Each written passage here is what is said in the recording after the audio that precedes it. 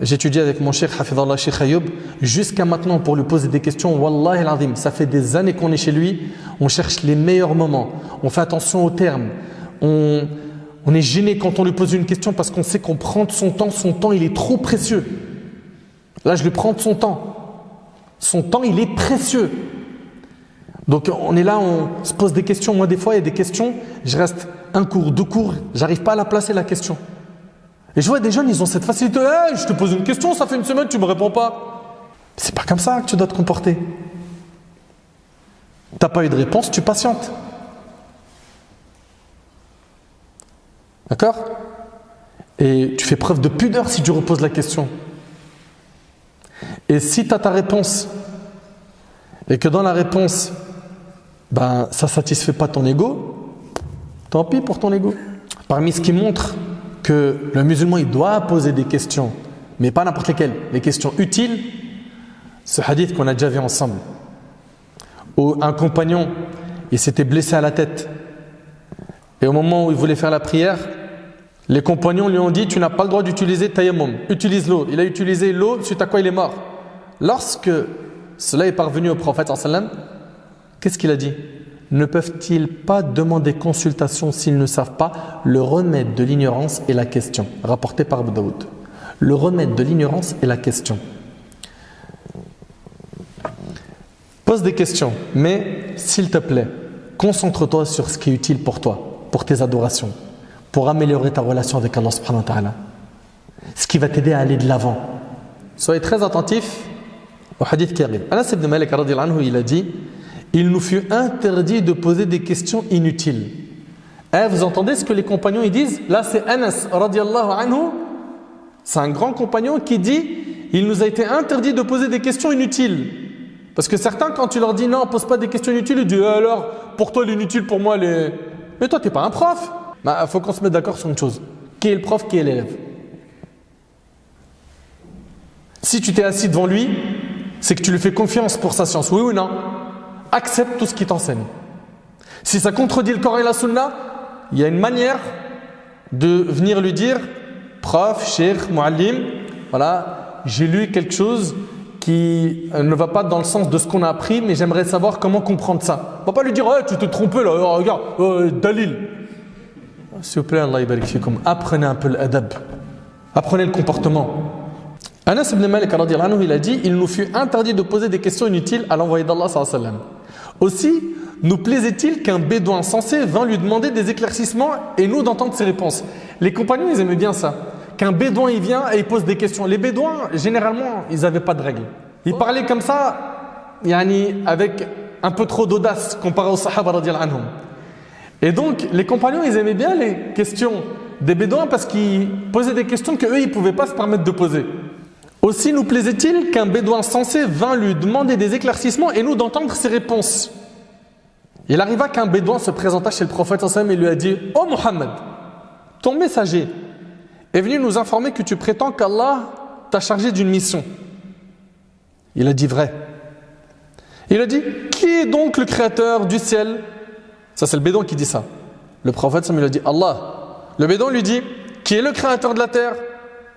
Le prophète sallam lui dit: Allah. Qui a dressé ces montagnes et y a mis les choses utiles? La réponse: Allah. Alors, par le créateur du ciel et de la terre qui a dressé ces montagnes, est-ce Dieu qui t'a envoyé? Ça c'est le bédouin qui dit ça au prophète sallam. Il lui a dit: oui. Ton messager a prétendu aussi que nous devions accomplir 5 prières tout au long du jour et de la nuit. Le prophète sallam a dit: il a dit vrai. Il a dit: par celui qui t'a envoyé. Est-ce Dieu qui te les a prescrits? Oui. Ton messager a prétendu aussi que nous devions verser une aumône légale, zakat, prélevée sur nos biens. Le prophète sallam a dit: il a dit vrai. Par celui qui t'a envoyé. Est-ce Allah qui te l'a prescrite?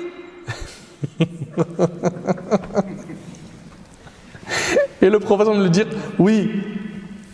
Ton messager a prétendu aussi que nous devions jeûner annuellement pendant le mois du Ramadan. Le prophète sallam lui a dit: il a dit vrai. Par celui qui t'a envoyé, est-ce Allah qui te l'a prescrit? Le prophète sallam a dit: oui. Ton messager a encore prétendu que chacun de nous devait accomplir le hajj s'il possédait les moyens. Le prophète sallam a dit: il a dit vrai. Eh bien, conclut l'homme, par celui qui t'a envoyé avec la vérité, je me conformerai à ses prescriptions sans ni rien ajouter ni omettre. Si cet homme est sincère, dit enfin le prophète sallallahu alayhi wa sallam, il entrera sûrement au paradis rapporté par l'imam Muslim. On voit ici quoi? Que le bédouin, il a du cran, n'est-ce pas? Et on voit aussi que le prophète sallallahu alayhi wa sallam ne se comporte pas de la même manière envers qui? Envers un ignorant, envers quelqu'un qui a des connaissances.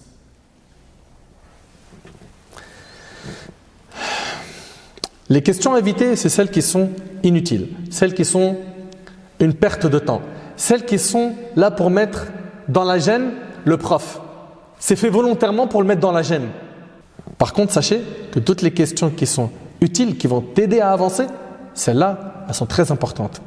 Et il ne faut pas que tu les gardes en toi-même. Pose-les. En effet, on a dit à Ibn Abbas, comment as-tu acquis cette science? Ibn Abbas était un savant parmi les compagnons.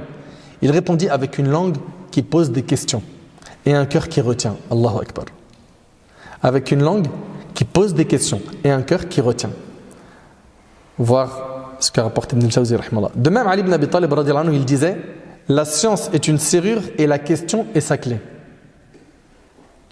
Vous suivez? La science est une serrure et la question est sa clé.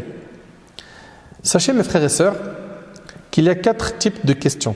Les questions qui sont des obligations individuelles, des questions qui sont des obligations collectives, d'autres qui sont déconseillées et des questions qui sont interdites. Des questions obligatoires, obligations individuelles, j'ai dit. Il y a des questions qui sont une obligation individuelle. Ça veut dire quoi une obligation individuelle? Qui sait? Levez la main. Ouais. Chaque musulman doit le faire. Prier les 5 prières. Chaque musulman est concerné par cette obligation. D'accord? Par contre, prier salat janaza, ça c'est une obligation collective. C'est-à-dire si un groupe de musulmans le fait, le reste n'est pas concerné par cette obligation. Vous comprenez? L'obligation individuelle, ça, chaque musulman doit le faire. Sortir sa zakat, jeûner Ramadan, les 5 prières. Est-ce que quelqu'un peut faire ça à ta place? Non. Obligation collective, si quelqu'un le fait parmi les musulmans, toi, tu n'as pas de péché. Tu n'es plus concerné par cette obligation. Vous suivez? Donc il y a des questions qui sont une obligation individuelle, vous avez tout de suite compris. Il s'agit desquelles? Tout simplement celles qui concernent mes piliers de l'islam, mes obligations religieuses. Poser la question sur la zakat, comment elle se calcule, à qui je la donne, comment je la donne, n'est-ce pas? Pareil sur le jeûne du mois du Ramadan. Ok? Ces choses-là, c'est obligatoire pour chaque personne. Après, il y a des questions qui sont quoi? Des questions qui sont d'une obligation collective. Quelqu'un qui étudie pour être un savant. Lui, il va poser des questions qui ne seront pas les questions de n'importe qui. Certaines de ces questions vont être quoi? Des obligations collectives. Ce n'est pas obligatoire que tout le monde les connaisse, ces questions-là. Mais lui, il veut être un savant. Donc forcément, il va faire le tour de pas mal de questions religieuses. Pourquoi? Pour pouvoir répondre justement aux questions. Ensuite, les questions déconseillées, c'est lesquelles? C'est celles qu'il faut éviter, qui ne sont pas utiles. Qui ne sont pas utiles pour toi. Et après, il y a quoi? Des questions qui sont interdites. Dans les questions qui sont évitées, il y a celles où on veut à tout prix connaître tout le temps les raisons des statuts juridiques pour pouvoir mettre ça en pratique. Mais c'est pas comme ça que ça se passe. Je m'explique. Il y a des gens qui vont pratiquer une chose que lorsqu'ils vont comprendre c'est quoi la raison, c'est quoi la sagesse. Sinon, ils ne mettent pas en pratique. C'est pas comme ça que ça se passe. Parce que si tu agis comme ça, explique-moi s'il te plaît. Pourquoi tu pries Dhuhr 4 rak'at? Pourquoi 4 et pas 5 Dhuhr? Vous allez répondre quoi à ça? Ouais? C'est quoi la réponse? Mais c'est parce que le prophète sallam, c'est comme ça qu'il a appris de Jibril alayhi salam. Jibril alayhi salam, il a dirigé la prière avec le prophète sallam pendant 2 jours. Et il a montré le début et la fin du temps de chaque salat. Vous suivez? Il lui a expliqué ça, c'est voix haute, voix basse, temps de rak'at, etc. C'est bon? Donc nous, le fait de savoir que ça, le prophète sallam l'a pratiqué, khalas. Maintenant, si derrière j'arrive à comprendre la sagesse, alhamdoulilah, j'arrive pas, je pratique pas. Mais bien sûr que je pratique. Aïcha radhiyallahu anha, la femme du prophète sallam. On lui a dit, pourquoi la femme indisposée rattrape-t-elle le jeûne et pas la prière?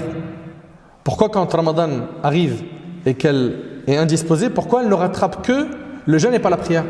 Elle a répondu, cela nous arrivait au temps du prophète et il nous ordonnait de rattraper le jeûne et non la prière, rapporté par Muslim. Stop, c'est bon. Khalas, affaire classée. Ok? Donc on voit bien qu'il y a des choses, on voit bien ici qu'il y a des choses qui n'ont qu'une seule raison, qui est le prophète a voulu cela, point, c'est tout. Ton premier réflexe c'est quoi? J'accepte même si je ne comprends pas la sagesse derrière. Ce n'est pas une condition de comprendre la sagesse de chaque chose pour pouvoir la mettre en pratique. À partir du moment où tu sais que ça c'est un acte qui fait partie du din, efforce-toi de le faire. C'est clair? On remarque qu'on fait plein de choses sans poser de questions, comme les prières. Ça c'est à voix haute, ça c'est à voix basse, ça c'est 4 rak'at, ça c'est 3 rak'at, ça c'est 2 rak'at. Ici on dit quoi? Tout simplement, le prophète a fait ça, c'est bon. Quand on va à la Mecque, on tourne autour de la Kaaba, on embrasse une pierre, on fait des va-et-vient, des trajets entre Safa et Marwa. Pourquoi? Parce que le prophète l'a fait. Il est interdit de poser des questions où l'on y exagère. Un jour, Amr ibn al-As radiyallahu anhu an jami' as-sahaba était avec Omar ibn Khattab dans un endroit. Il trouva un bassin d'eau. Puis il demanda à son propriétaire, le propriétaire du bassin, est-ce que les bêtes féroces approchent ton bassin? Omar dit au propriétaire, ne réponds pas, car nous buvons derrière et ils boivent derrière nous. Il ne parle pas ici d'un récipient, c'est un étang, c'est grand. Il n'est pas permis de poser des questions sur des choses ayant pour but de rabaisser la personne devant nous. C'est-à-dire, il pose cette question pour mettre dans la gêne l'enseignant, le prof, le shir. L'imam Shafi'i, il dit qu'il n'a jamais débattu avec quelqu'un sans souhaiter que la vérité coule de sa langue et de son cœur. Vous imaginez un peu? Et son but, c'était pas de dénigrer la personne en face. Il y en a d'autres, quand ils vont poser des questions, c'est pour pouvoir te mettre dans une case. J'ai bien envie de savoir, toi, tu fais partie de quel groupe? Et ils te scannent. Et t'écoutes qui, c'est qui ton cheikh, et ceci, cela, et tu penses quoi de ça, et tu penses quoi de ça, et tu cuisines de questions. Ça a évité, barakallahu fikum. Un point très important, Sulayman ibn Yasar, radiyallahu ta'ala anhu, il dit, la question bien posée représente la moitié de la science. Apprends à bien poser ta question. Des fois, vous savez, on a des questions qui sont très épineuses, sur des sujets de divorce, sur des problèmes profonds de famille, mais tu as la moitié de la question. La personne ne te dit pas tout. Le réflexe de celui qui écoute la question doit être de quoi? De poser plein de questions pour bien cerner le problème. Et parfois on s'aperçoit que la personne a mal posé sa question ou il a orienté sa question de telle sorte à avoir la réponse qu'il voulait. Ça arrive beaucoup, ça.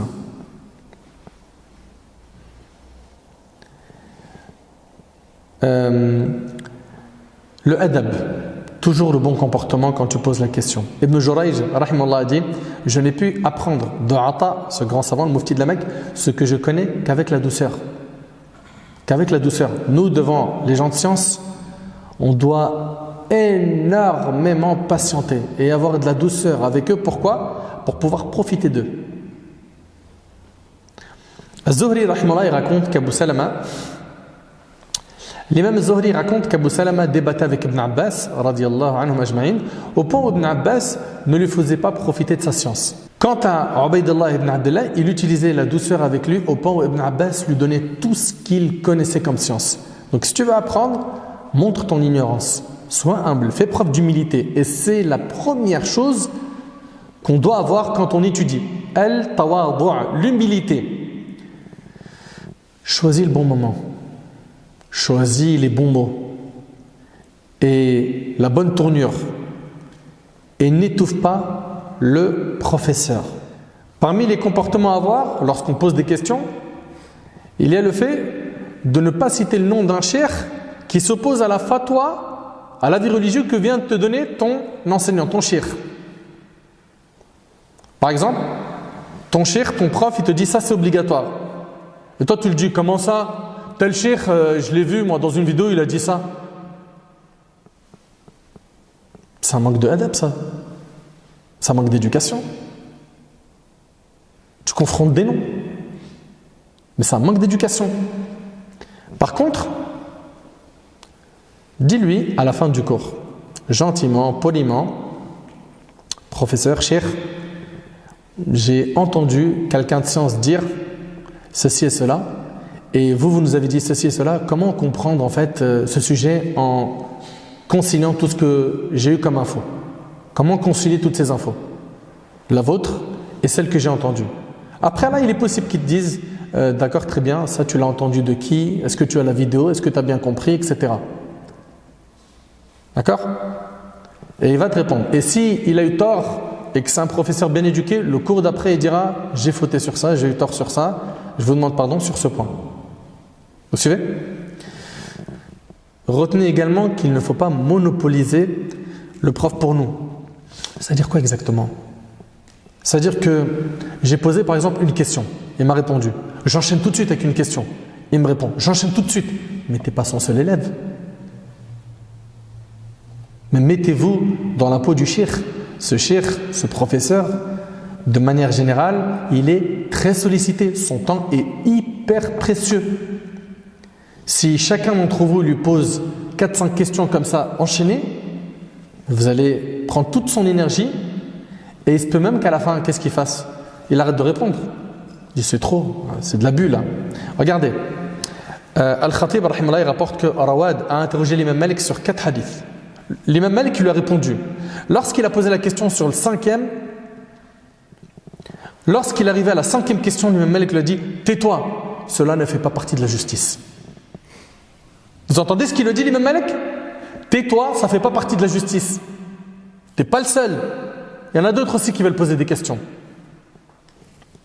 Laisse l'occasion aussi aux autres étudiants d'en faire de même. Ne sois pas celui qui prend ton enseignant et qui l'essore au point de l'étouffer et de ne pas laisser l'occasion à tes frères d'en faire autant. Retenez ce qui arrive s'il vous plaît. Quand on pose des questions à une personne du sexe opposé, question religieuse, personne de science, un professeur, le respect il reste, on fait très attention au choix des mots et on évite la complaisance. Ouais, je voulais dire, lol, tu sais, dans ta dernière vidéo, MDR, comment je kiffe à mort ce que tu as dit la dernière fois. Mais t'es trop marrant, t'es trop rigolo. T'es pas devant un clown. Doucement. Une fois, j'avais reçu un message qui disait je vous souhaite une fête magique avec Kebda magnifique, Kersha fantastique, Meshoui sympathique et un Eid très chic. Machallah, ça fait plaisir, vous êtes gentils. Ces portes-là peuvent être quoi? Une source de fitna après. Vous savez ça ou pas? L'homme qui est derrière l'écran, il n'est pas à l'abri de la fitna. La femme, pareil. Donc ces complaisances, elles sont à éviter. Barakallahu fikum. Quand vous écrivez vos questions, écrivez-les en bon français, pas en langage texto. SLM, BFK. Vous connaissez ces messages-là ou pas? Salam, c'est SLM. Barakallahu fik, c'est BFK. Bande de feignants.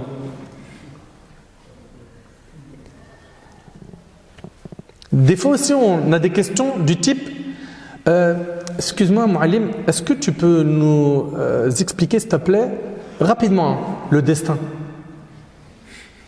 Rapidement, le destin. C'est un ders d'une heure, ça. Ou bien quelqu'un dit, vite fait, écris-moi comment convaincre une personne qu'Allah il existe.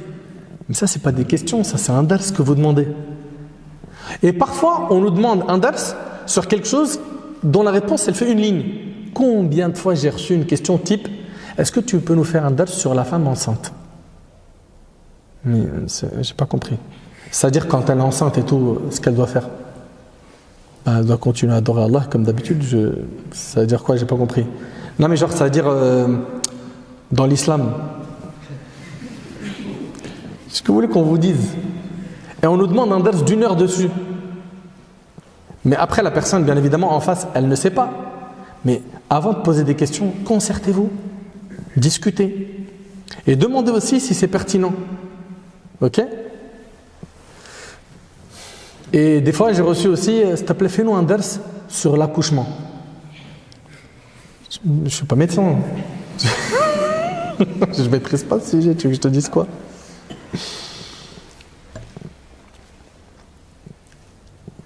Et aussi les questions qu'il faut éviter, c'est Cheikh, qu'est-ce que tu penses d'un tel? Qu'est-ce que tu penses d'un tel? Barakallahu fikoum, s'il vous plaît. Moi personnellement, j'aime pas ces questions. Ouais, il y a un tel imam là, t'en penses quoi? Je suis qui moi pour me prononcer sur les gens? Zama, c'est moi le tampon AVS. Et je dis lui halal, lui pas halal. La question ne devrait pas être posée comme ça, mais plutôt, quel est l'avis des savants sur quelqu'un qui dit ceci, cela? Pas la peine de citer le nom.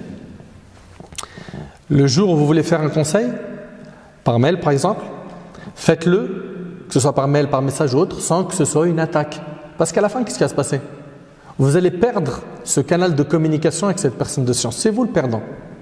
Vous allez l'attaquer, il ne va pas vous répondre, il va vous mettre de côté, puis vous perdez. Ok? Quand vous voulez poser une question, salam alaikum, professeur, commencez par des doigts. Que dit l'islam sur ceci, cela? Que dit l'islam? Que disent les savants sur telle opinion? J'ai entendu ceci et cela. Est-ce que cet avis est à retenir? De cette manière, vous allez profiter. S'il vous plaît, les résolutions ici à prendre sont de poser des questions sur notre croyance, sur ce qui nous concerne, sur ce qui est utile pour nos obligations religieuses, les pratiques religieuses, sur comment augmenter sa foi. Et je finis avec la parole de l'Asma'i, rahimallah. Il a dit: quiconque ne supporte pas l'humiliation de la science pendant un certain temps demeurera dans l'humiliation de l'ignorance à jamais.